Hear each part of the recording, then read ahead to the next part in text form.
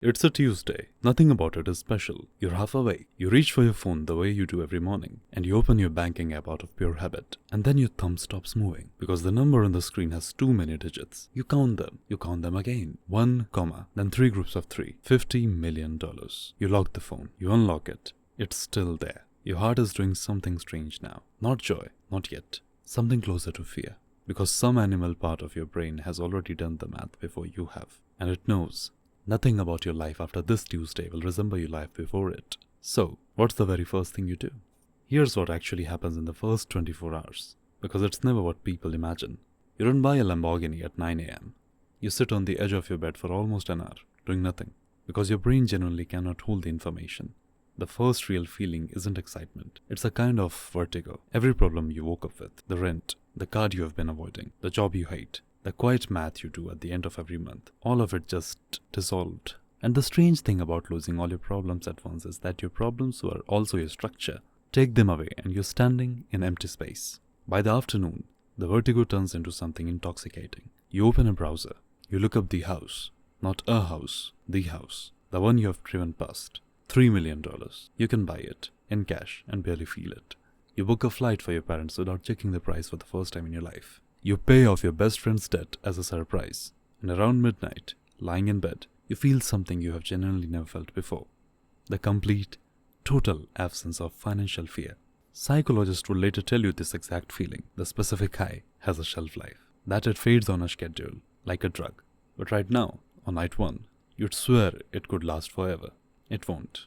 And the reason why is the most interesting part of the whole story. Let's talk about the money itself, because almost everyone gets this catastrophically wrong, including most people who actually win it. When you picture 50 million, you picture a giant pile that slowly shrinks as you spend. That mental image is the single most expensive mistake you could make. Here's the reality. If you simply parked $50 million in safe, boring assets, the kind of government bonds and index funds that financial planners build entire retirements on, you could withdraw around 4% a year, essentially forever, without ever touching the original pile.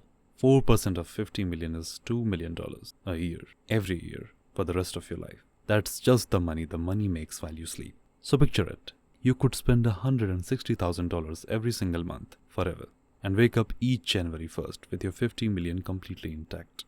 The fortune is a machine, and that 2 million is just its exhaust. Now here's the part that should genuinely unsettle you. If the math is that forgiving, if staying rich is almost automatic, then why do studies suggest that something like a third of big lottery winners end up bankrupt? How do you blow through a machine that refills itself? You'd have to actively fight it. You'd have to spend faster than 2 millions a year, and not for 1 year, year after year, year after year, ignoring every warning, until you drained not just the exhaust but the engine itself. It sounds impossible, and yet it is by far the most common ending. The question is why, and the answer isn't about money at all. To understand why, we have to go back inside your head.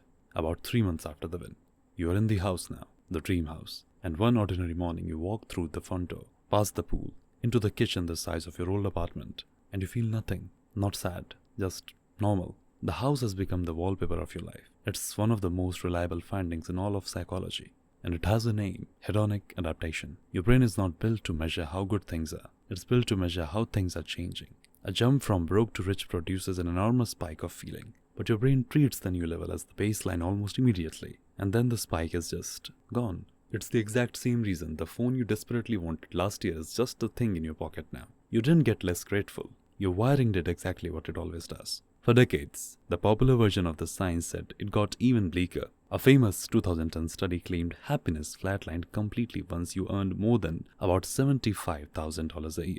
More money, the headline said, simply stopped working. But here's the twist almost nobody heard. In 2023, the very researcher behind that idea teamed up with the man who challenged it, and together they tore the old story apart. What they actually found is far more interesting, and it's the key to the entire video. For most people, happiness keeps climbing with money, with no ceiling at all. But for one specific group, the money does nothing, and which group you fall into has almost nothing to do with the size of the number in your account. Before we get to that group, look at what actually destroys winners, because it's almost never the spending, it's the people. Take Bud Post. In 1988, he won $16 million in the Pennsylvania lottery. Within 2 weeks, he'd spent hundreds of thousands. But the money itself wasn't the killer. His own brother hired someone to try to have him killed, hoping to inherit a share. His girlfriend sued him. Within a year, he was $500,000 in debt, and he eventually went back to living on a small monthly disability check. $16 million, and the thing that it bought him was a brother who wanted him dead. Or Jack Whittaker, who in 2002 won what was the largest single jackpot in American history, around $314 million. He was already a millionaire. He was supposed to be the one who could handle it. Instead, thieves targeted him constantly. The stress and the spending pulled his family apart, and he later said he wished he'd torn the ticket up. Or Janet Leigh, who won $18 million and was, by every account, very, very generous. She gave and gave to charities, to her community, to anyone who asked. 8 years later, she filed for bankruptcy with just over $700 to her name. Do you see the pattern? It isn't bad luck and it isn't stupidity. The money didn't change these people. It removed the one thing that had always been keeping them in check: limits. It took whoever they already were and whatever was already pulling at them, the family tensions, the impulse to please everyone, the inability to say no, and it poured rocket fuel on it. Money is an amplifier. And the cruel truth is, the people who most desperately want it to fix them are exactly the people it amplifies in the wrong direction. So who survives it? Go back to that 2023 research, because it answered this with eerie precision. The money kept making happier people happier. But for those who are already unhappy, already carrying something money can't touch, the extra income hit a wall and did nothing.